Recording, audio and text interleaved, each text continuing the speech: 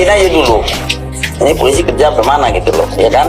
Termasuk juga data Kepolisian Federal, Australian Federal Police, AFP, yang Bapak juga dapatkan, tentu kan bukan sembarangan orang yang bisa berkomunikasi dengan AFP. Nah, ngerti Pak Eman.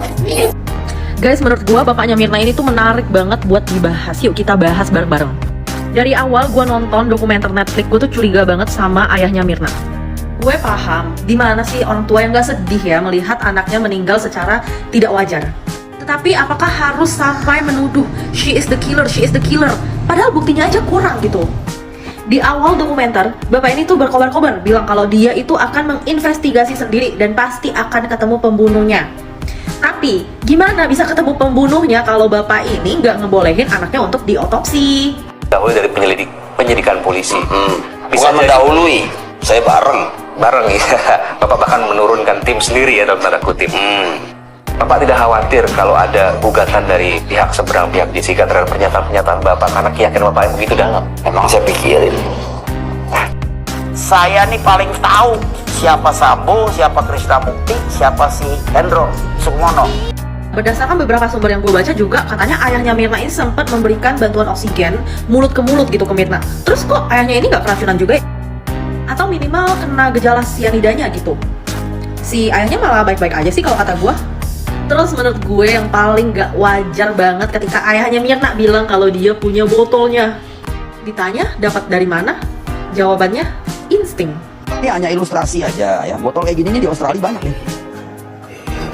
Mau dimasukin ini petaka. Misalnya, ini hanya saya bukan nuduh. Ini lagi cerita. Nah, kayak gini nih tuh ada tutupnya tuh. Mungkin kan memang melalui botol dimasukkan cyanida itu kalau dari sepengetahuan keluarga atau yang nantinya harus tetap dibuktikan di persidangan itu Pak Edi. Rizka, jangan mancing saya. Ini karena nanti akan dibuka besok. Kita sama-sama lihat, jangan bahaya ini. Kalau yang nggak bahaya saya buka deh semua buat Kompas. Kayaknya kurang fair kalau kita cuma lihat dari satu sisi aja. Harusnya kalian juga nonton video yang ini ya, biar dari dua perspektif yang berbeda. Di Polda waktu itu rame-rame Pak Tito, ada Pak Krisna. Gak bahaya, nama Pak Tito juga disebut-sebut. Wadaw. Perhatikan tangan kiri dia. Ini belum pernah dikeluarkan. Ini bukti ini gak dikeluarkan biar si Mirnanya bisa dihukum lebih berat. Maksudnya lebih berat itu lebih menyiksa gitu menurut beliau. Jadi bisa seumur hidup nggak dihukum mati. Tapi harusnya ini bisa jadi alat bukti yang kuat. Kenapa malah disembunyikan ya? Kenapa baru sekarang nih munculnya? Jangan-jangan kayak kasus Siang deh gue masih Jessica nanggung kesalahan yang tidak dia lakukan sama sekali. Gue sih tim Jessica, gue udah fix gue tim Jessica setelah nonton filmnya. Masuk akal, kurang buktinya kurang konkret. Tuh kamera juga burem nih ya. Gue itu kalau jadi si Jessica gue akan nanya itu yang ditaruh di minuman temen gue apa bisa kejang-kejang begitu? Apa? Malah dicurigain. Mudah-mudahan tas belanjaan dicurigain. Padahal bukti itu si Jessica kasih sianida ke minumannya Mirna aja nggak ada.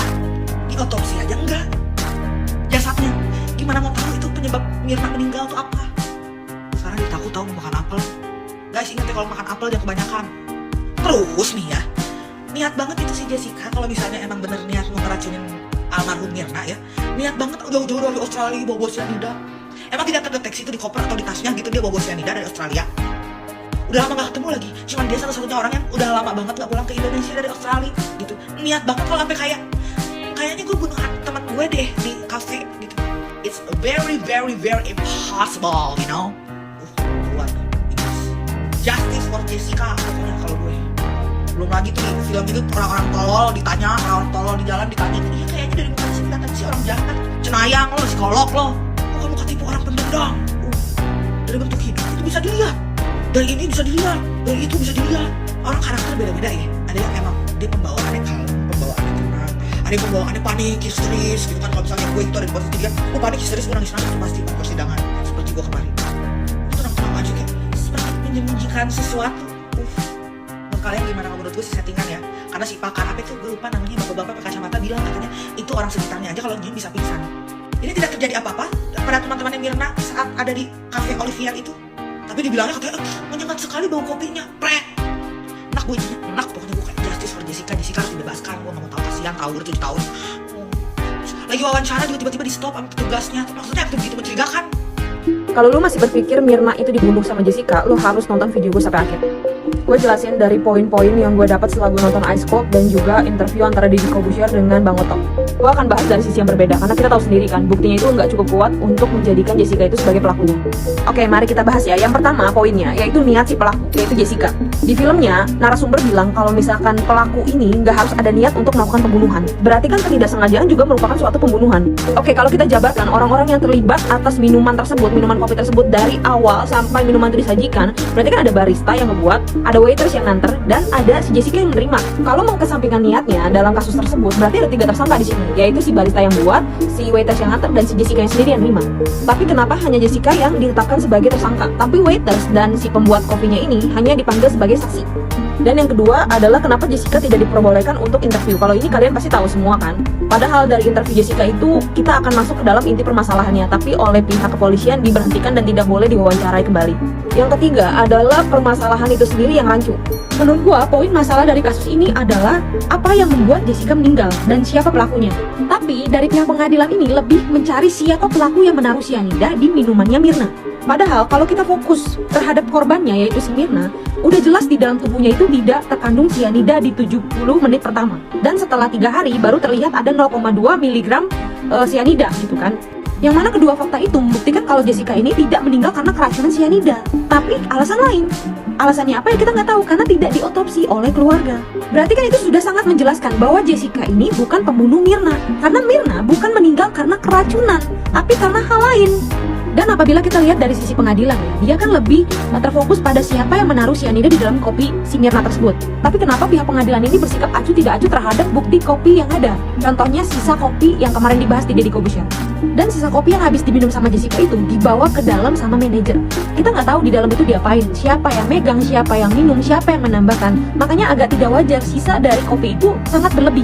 Dan yang setahu gua barang bukti itu udah jadi nggak sah karena udah dipegang sama banyak pihak. TKP aja kalau diinjek sama orang lain itu udah jadi nggak sah. Dan ini kopi loh, bisa-bisanya dia kepikiran untuk bawa kopi itu ke dalam dan dipindahin ke botol. Kan kita nggak tahu di dalam botol itu ada apa. Gue sih bukan mencurigai si manajer kafenya, cuman semua hal bisa terjadi ya. Kita harus lihat banyak kemungkinan di sini. Terus yang keempat ya, tujuan dari penegak hukum Mirna ini bukan untuk mencari keadilan, tapi untuk menang. Beda tujuan dengan Bang Oto. Kalau Bang Oto ini udah bilang dari awal, kalau misalkan di pertengahan sidang dan saya merasa kamu adalah pelakunya, saya akan lepas tanggung jawab, saya akan keluar dari kasus ini. Dan Jessica mengiyakan gitu. Kenapa kok bisa bilang kayak gitu? Pada saat pihak Jessica mengajukan saksi Beng Beng Hong, dia ini ahli forensik dari Australia kalau nggak salah ya. Tapi pihak Mirna ini melawannya bukan yang relate ke dalam kasus, tapi lebih kayak kamu pakai visa apa, visa kamu aman nggak, kamu di sini sebagai apa, kayak gitu-gitu. Jadi menurut gua nggak relate banget ke kasus. Lo tau kan kayak kasusnya Kode Blue sama si sesepuh aja gitu. Karena dia udah bingung melawannya seperti apa, jadi dia lawannya ya pakai fisik.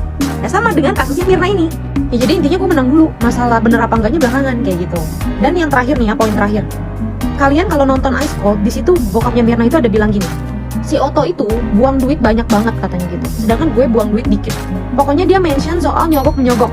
Tapi kalian bisa nilai sendiri, dari awal persidangan sampai akhir, banyak bukti-bukti yang dikumpulin sama pihak Jessica, tapi nggak diterima oleh pengadilan. Padahal bukti yang diserahkan itu adalah bukti penting. Kalau dia nyogok, nggak mungkin bukti sepenting itu tidak diterima.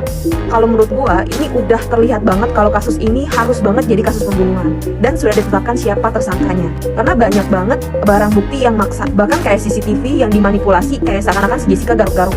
Dan foto yang tadinya si Mirna ini mukanya biru, jadinya merah. Itu terlihat sekali dibuat-buatnya. Tujuannya apa, kepentingannya apa, gua nggak tahu. Tapi setelah gua jabarkan, kalau kalian masih percaya Jessica itu adalah pembunuhnya ya fine, nggak apa-apa. Yang penting gua udah kasih tahu dari sudut pandang gua, ini adalah kebenarannya. Kalau menurut kalian gimana? Ayah Mirna Salihin sempat ancam pengacara Jessica Wongso pakai pistol. Ayah Wayan Mirna Salihin, Edi Darmawan Salihin, salah satu sosok yang ikut disorot karena disebut mengancam pengacara Jessica Wongso, Yudi Wibowo, dengan pistol. Pengancaman ini disampaikan langsung Yudi sambil terbaring sakit saat diwawancarai dalam film dokumenter Netflix Ice Cold. Yudi masih ingat betul bagaimana saat itu, ayah Mirna tidak terima foto wajah memerah jenazah anaknya dianggap sebagai barang bukti tidak sah. Tadi pagi bapaknya Mirna datang memberikan gambar itu, di atas meja hakim, termasuk mejanya jaksa, itu alat bukti yang tidak sah, ujar Yudi dalam persidangan pada 2016 silam. Adapun kondisi wajah Mirna berwarna merah atau biru setelah meninggal sangat penting, karena berdasarkan kesaksian ahli patologi forensik DNA, Dr. Jaya Surya Atmaja menyebutkan, seseorang yang mengonsumsi sianida wajahnya akan langsung berwarna merah. Sedangkan dalam kesaksiannya 2016 silam, Dr. Jaya mengatakan, 2 jam setelah kematian Mirna dirinya melihat jenazah perempuan tersebut berwarna biru, alih-alih berwarna merah.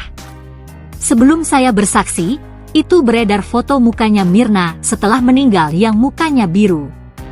Orang yang meninggal karena sianida EBO2-nya tinggi, Pak. EBO2-nya tinggi, artinya dia sebenarnya bukan biru, Pak, jadi merah. Begitu saya ngomong orang sianida mukanya merah, beredar muka yang sama dengan mukanya udah jadi merah, ujar Dr. Jaya di hadapan hakim. EBO2 atau oksihemoglobin adalah hemoglobin yang mengikat oksigen. Setiap eritrosit mengandung sekitar 250 juta molekul hemoglobin.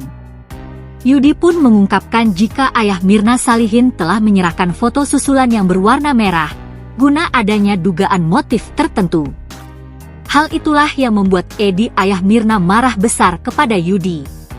Yudi mengatakan, ia akan segera dieksekusi ayah Mirna jika berani macam-macam suatu saat nanti. Bawa pistol bapaknya itu. Selesai persidangan dia menunjukkan pistol, dia mau menakut-nakuti, seolah-olah dia itu bisa bunuh saya kalau macam-macam di suatu saat, kata Yudi sambil terbaring.